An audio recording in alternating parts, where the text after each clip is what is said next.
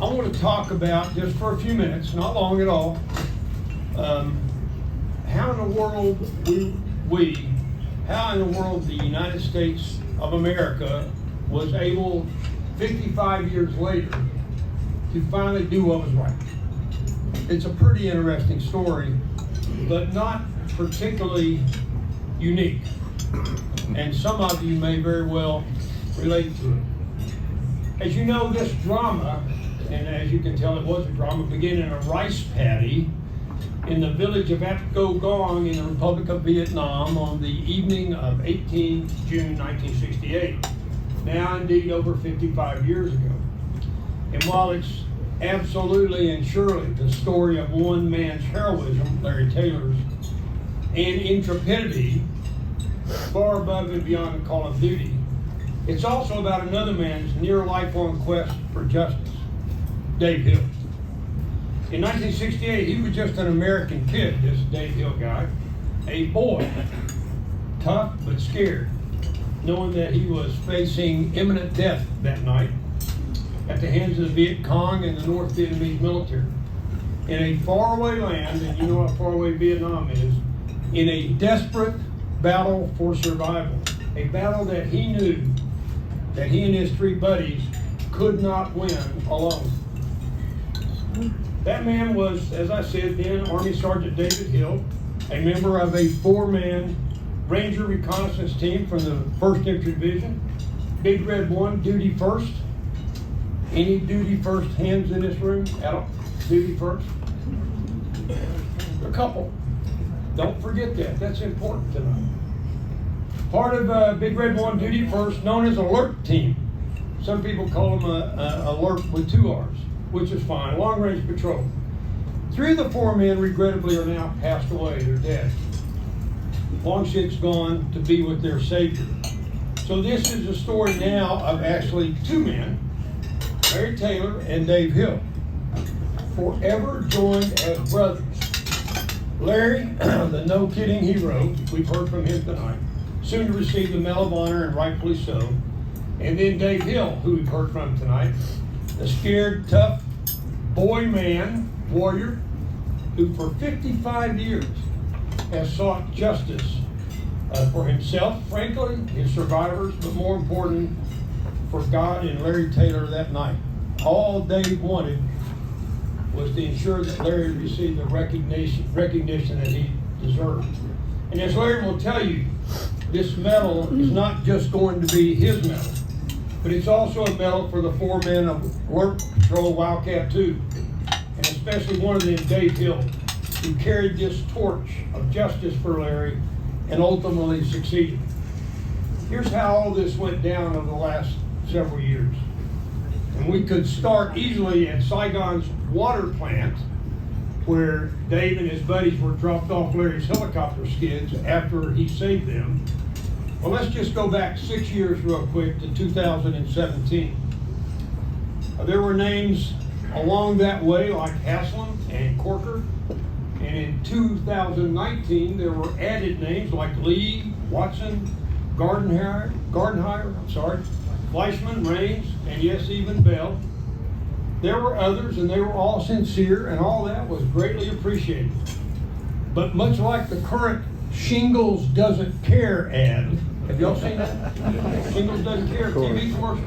The Army, God bless them, didn't care about the endorsements much either. And I assume, and looking at it, rightfully so.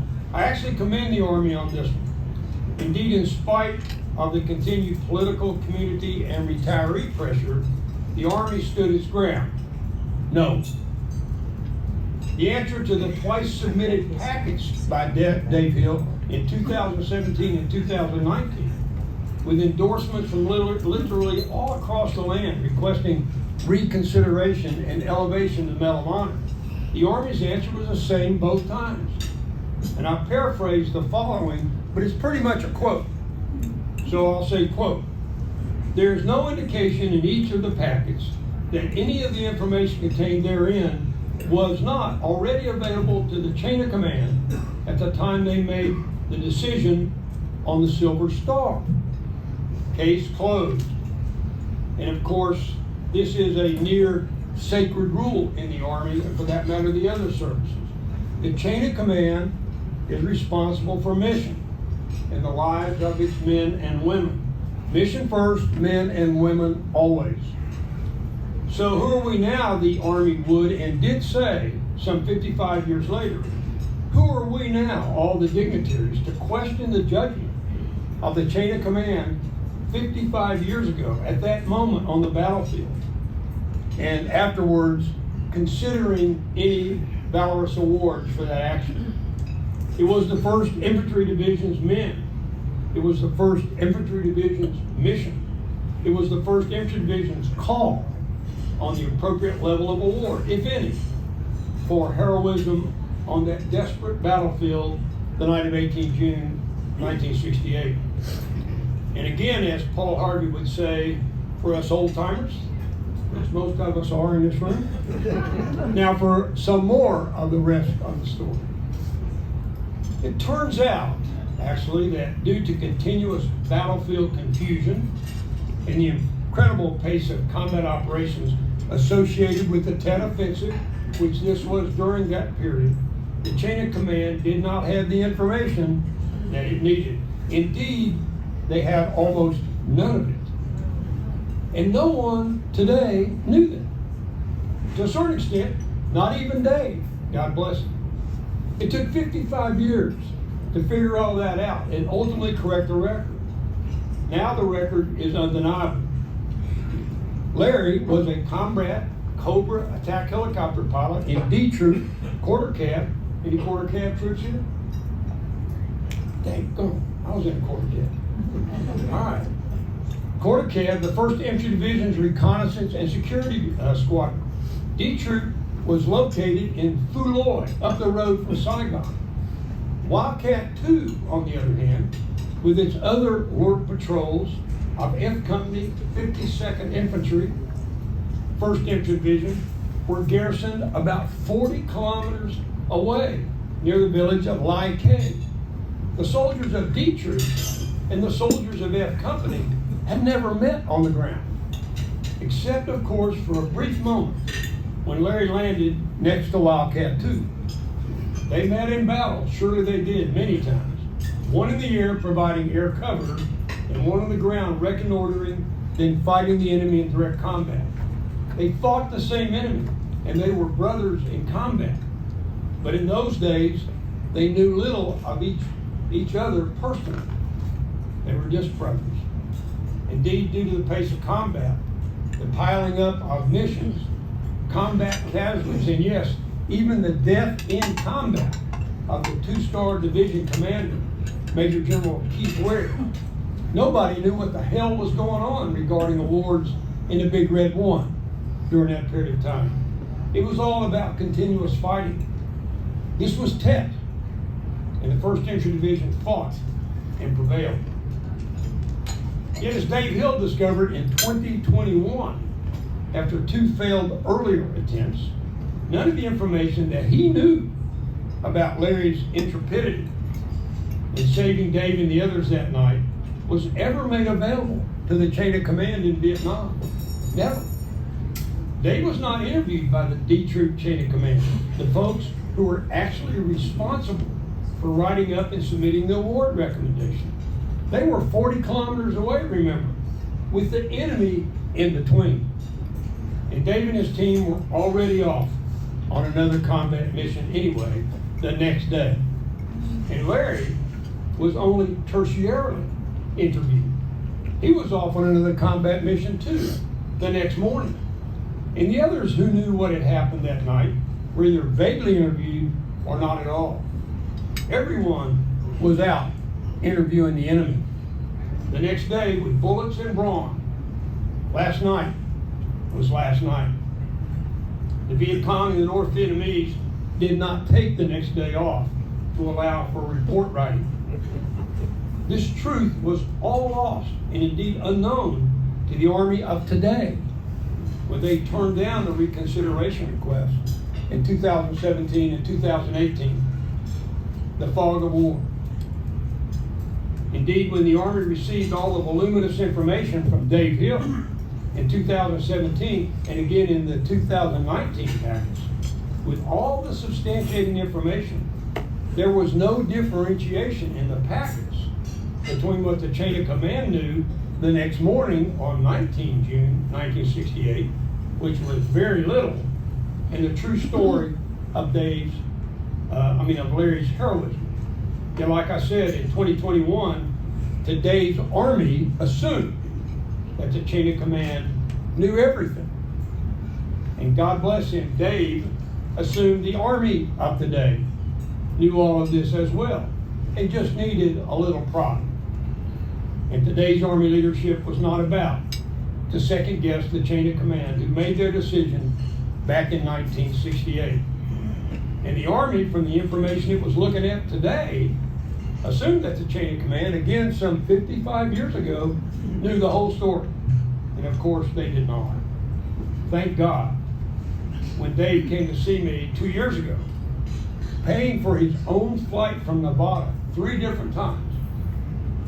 3 different times. And after the Army's second denial, and by the way, Dave, when he came to see me, was nearly in tears. We were able to figure out, after some days of review and discussion, that in 1968, the chain of command had essentially defaulted to a silver star for Larry, while the enemy was literally at the gates.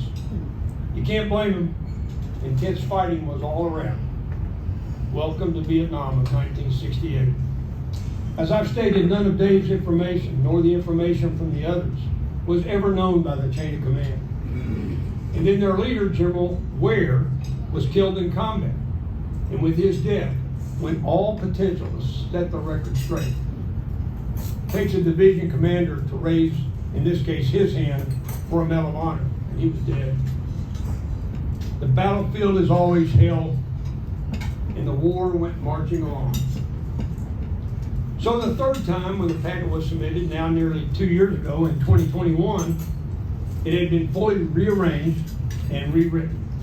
With all the proof that the reams of records documenting Larry's incredible valor and intrepidity, showing clearly that none of this was available to the chain of command in Vietnam in 1968. And this third time it went forward, signed by a sergeant, Sergeant Dave Hill. No great endorsements on this one from truly well-meaning dignitaries, God bless them. Just a sergeant telling his story along with the documented stories of others. All of them duty first soldiers. For them, the battle was not over yet. The Army Board for Correctional Military Records, ABCMR, by golly, in Washington, summed up their review of the third packet in a letter to me as follows. The ABCMR, and I do quote this, determined the evidence presented is sufficient to warrant a recommendation for relief. And by relief, the board means relief from earlier negative decisions. Quote, Lieutenant Taylor's reconsideration package clearly demonstrated incontestable acts of personal bravery and self-sacrifice involving risk of life, and were so conspicuous they clearly distinguished his service, meeting the criteria for the Medal of Honor. Wow. And ladies and gentlemen, that's the rest of the story. From the ABCMR, the packet went to the Chief of Staff of the Army, who recommended approval. The Chairman of the Joint Chiefs of Staff, who recommended approval. The Secretary of Defense, who recommended approval. And finally, the President of the United States, who approved the award and will present it to Larry on 5 September 23, a week and a half or so from now. Finally, after 55 years, a sergeant's, Dave Hill, dogged efforts to ensure his savior is properly recognized have been successful. The Battle of 18 June 1968 is now over. What's the lesson here? It's simple. Never give up. Always do what's right, regardless of how long it takes. Never quit. Mission first. Men and women, soldiers, always. Duty first. And of course, to Army leaders everywhere, and they know this well. As always, trust your sergeants. They're the ones doing most of the fighting and dying. They almost always know the naked truth of what's going on, and they'll accomplish the mission if you'll just let them. And they always do. Dave Hill has accomplished his mission. His patrol is finally over. Mission accomplished. Larry Taylor is receiving the Medal of Honor. Duty first. Thank you all, and God bless you.